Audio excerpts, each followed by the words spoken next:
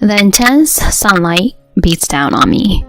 The sweat that had been gushing out earlier stopped and palpitations and nausea set in. It's unpleasant. Maybe I got heat stroke because I've been working outside for a long time.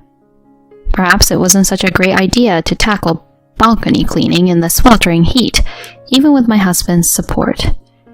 It seems like it'll be over soon, but I can't even stand up anymore due to the nausea.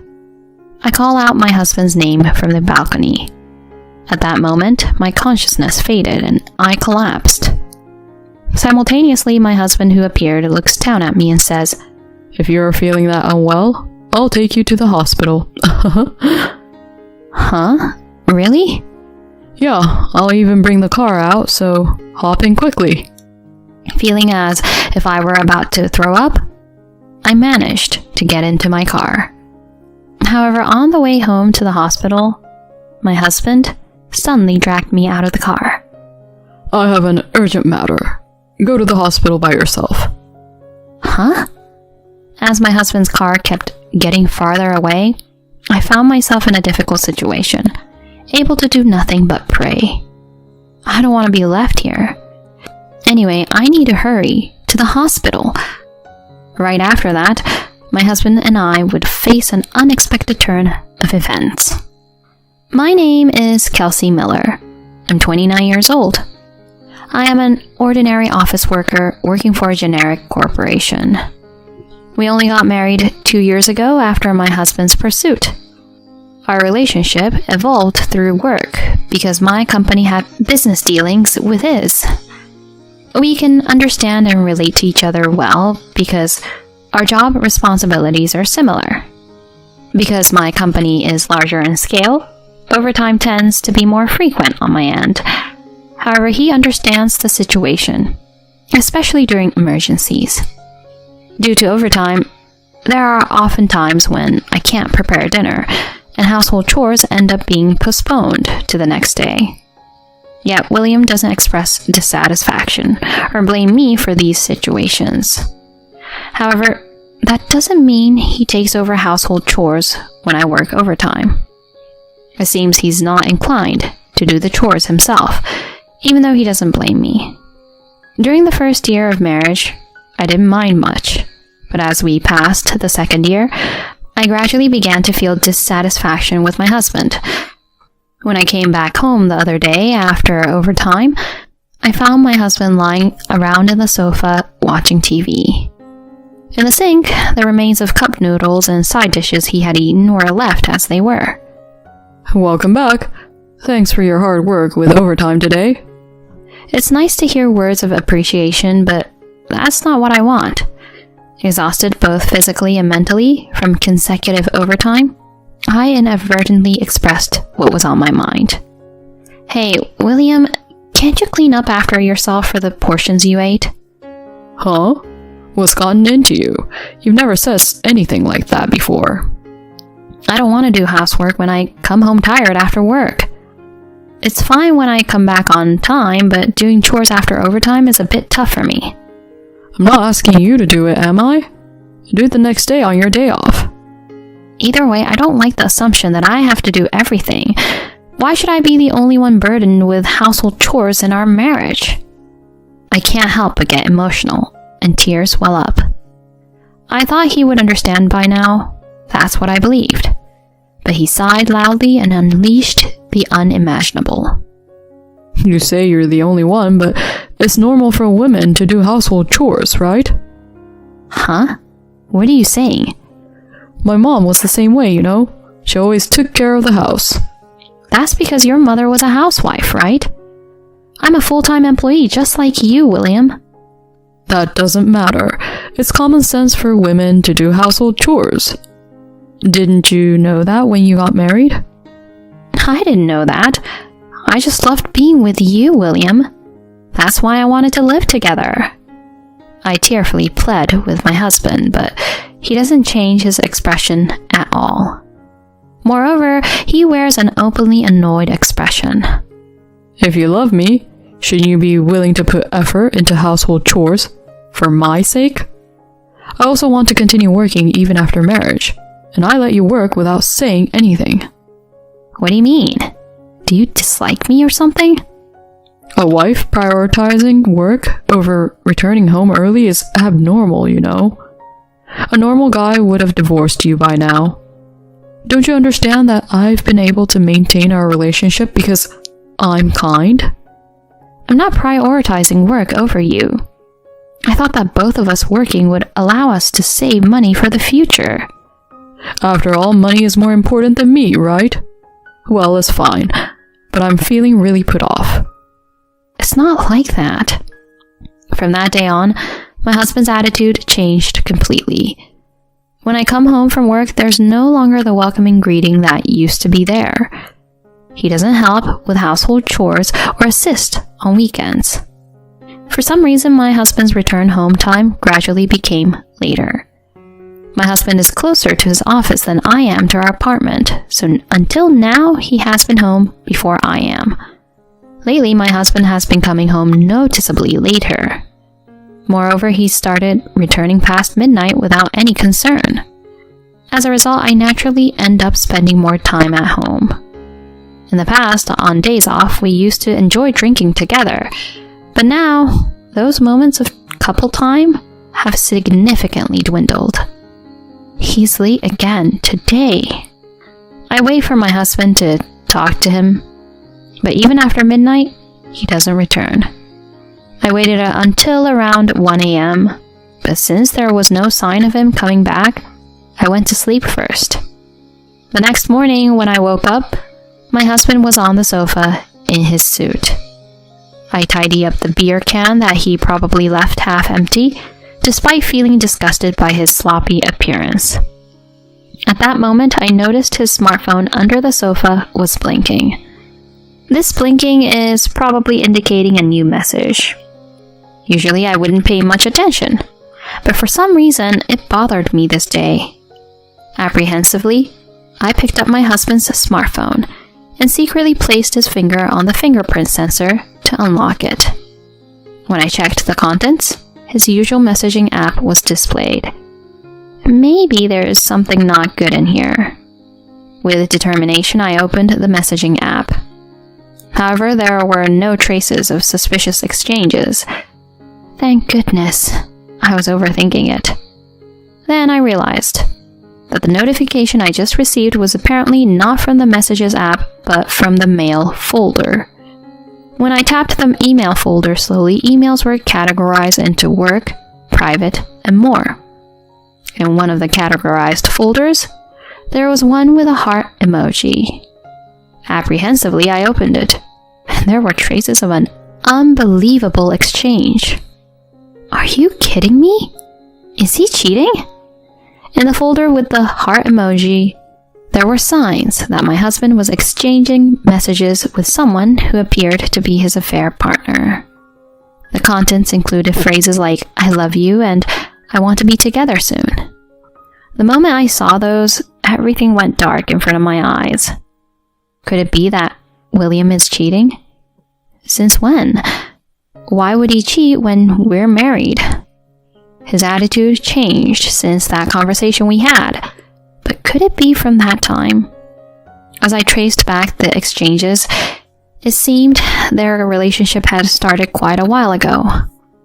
Initially, they seemed to go out for meals together, but after he became distant with me, there were records of my husband actively inviting her, staying at her place until late at night. I transferred those exchanges to my own smartphone and headed to the detective agency on the same day. There, I decided to request an investigation into my husband's affair. After that, I tried to maintain as normal a life as possible, so my husband wouldn't suspect anything. Even William probably doesn't think I know about his affair. Although I didn't pay much attention before, he spends significantly more time looking at his smartphone compared to before. Presumably, he's in contact with his affair partner. 2 weeks later, I received a message from the detective agency saying, "We've gathered enough evidence." The photos presented by the investigator conclusively proved my husband's affair. Surprisingly, there was no shock, just overwhelming anger. I took the evidence home and decided to discuss the matter with both sets of parents involved. On the weekend, a few days later, I asked them to come over without my husband knowing. As I cleaned the room to welcome them, finally in the early afternoon, my husband returned home. By the way, you haven't been taking care of the balcony lately, have you? Oh, yeah. I've been busy recently and I might have neglected the cleaning. Make sure to get it done. If the moms come and it's not in proper shape, I'll be embarrassed too. If that's the case, couldn't you help a bit? I always say it, don't I? Household chores are a woman's job. Having uttered those words, my husband left the living room and returned to his own room. Soon, this relationship will come to an end. He still doesn't know that. I reluctantly went out to the balcony and started cleaning. Unexpectedly, intense sunlight made my sweat stream down incessantly. I wanted to take more frequent breaks, but I couldn't stop because my husband checked on me periodically. To make matters worse, he told me, "Don't come inside until you're finished," and closed the balcony door. I had no choice but to continue working for about an hour. Meanwhile, my health was approaching its limits. The strong sunlight mercilessly beat down on me. The sweat that had been pouring a moment ago stopped, and dizziness and nausea welled up. It feels awful. Could it be heat stroke because I've been working outside for so long? It seems like I'm almost done, but the discomfort is so overwhelming that I can't even stand anymore. I called out my husband's name from the balcony. At that moment, my consciousness faded, and I collapsed. Simultaneously, my husband appeared, looking down at me and said, "What's wrong? You haven't finished yet." "No, it's not that. I feel nauseous. It might be heat stroke." Heat stroke? If you're feeling that unwell, I'll take you to the hospital, really. Huh? Really? Yeah, I'll get the car out, so hurry up and get in. I didn't expect my husband to say that, and I felt a little relieved. While feeling on the verge of vomiting, I somehow got into the car. After driving for about 5 minutes, the speed suddenly began to drop. Then my husband stopped the car, got out of the driver's seat, and abruptly pulled me out of the car. "Wait, William, what are you doing?" Urgent matters came up. Go to the hospital by yourself. Huh? Honestly, I don't care what happens to you. I'm going. Wait, please, William. As if to drown out my voice, my husband's car kept getting farther away. I had forgotten about my physical discomfort, consumed by anger toward my husband. Leaving me stranded like this is unacceptable. After cheating on me, he treats me like this when I'm unwell. I will never forgive him. I will definitely get revenge. Slowly standing up, I began to walk, suppressing the nausea. It took me about an hour to reach the hospital on my own. However, my strength must have reached its limit. While completing the reception process, I collapsed. I was immediately admitted, and a few hours later, my father and mother rushed to the hospital. Geez, I was really surprised. Suddenly hospitalized with heat stroke. Comforting my almost teary mother, I apologized. "I'm sorry for causing you worry." I went on and told them everything. "Actually, William is cheating on me. I wanted you to come to the house to talk about this." "What? Cheating? William is?" "I had the detective agency investigate, and the evidence is in that bag." "Is this a joke? I found it strange that William didn't come to the hospital." On the way to the hospital, he forcibly dragged me out of the car, so I walked to the hospital on my own. "No way." My mother had a pained expression on the verge of tears. On the other hand, my father's face turned red with anger. "Kelsey, can I borrow these photos for a moment?" "Huh? Yeah, sure." Thanks. I won't let that guy do as he pleases. Dad? While I didn't quite understand the meaning of his words, it was easy to imagine that my father was quite angry. He told me to rest and left the hospital with my mother. I informed my husband that I had been hospitalized and decided to focus on treatment for the time being. After receiving various treatments, I finally recovered a few days later. My mother came to pick me up and she drove me home. I'm back. When I opened the front door, there were a large number of shoes scattered about. Clearly, not my husband's. Hastily heading to the living room, I found my father and in-laws there. Next to them, my husband beaten up and a pale-faced woman were slumped over. What's going on? When I asked, my father spoke coldly. After visiting you, Kelsey, I went to see William's parents, to show them evidence of the affair. Is that so? Yeah. And then William's parents came to this apartment with us. And wouldn't you know it, William and this woman were inside. You informed him about your hospitalization, didn't you? Could it be that he knew I was hospitalized and brought his mistress into our home? That's exactly what happened. Thanks to that, we were able to witness the affair scene with our own eyes. It seems that the beating my husband received left him in a terrible state. Even my mother and mother-in-law, who are usually so kind to me, stared at him with a devilish look on their faces.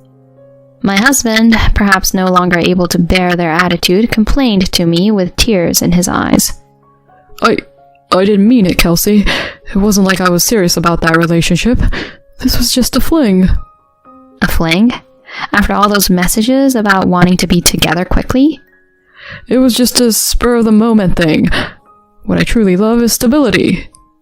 The affair partner, reacting to my husband's words, started making a fuss. Amidst their quarrel echoing through the room, I slammed my hand on the table, silencing them. You've got to be kidding me. Do you really love me? Then why did you leave me there in such a bad shape? There was even a chance I could have died. Despite that, you prioritized your affair over me. And that's not all. Wait, it's not what you think. At that time, she told me to come quickly. Wasn't it just an excuse to visit her place? You intended to drop me off from the beginning. You expect me to believe the words of a scumbag like you now? Save your lies for someone who cares. I don't want scum like you interfering with my life anymore. Stay away from me at all costs. Oh no, wait a minute, Kelsey. Don't divorce me.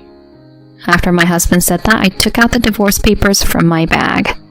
I had received them from the city office on the way back from the hospital. I slammed the divorce papers in front of my husband and then went back to my parents' house. With the corporation of my in-laws later on, a completed divorce form was sent. I signed it and submitted it to the city office. We were officially able to dissolve our marital relationship. After that, I consulted a lawyer and demanded compensation from both William and his affair partner. The affair partner, who was living paycheck to paycheck with a part-time job, struggled to make ends meet with the repayments.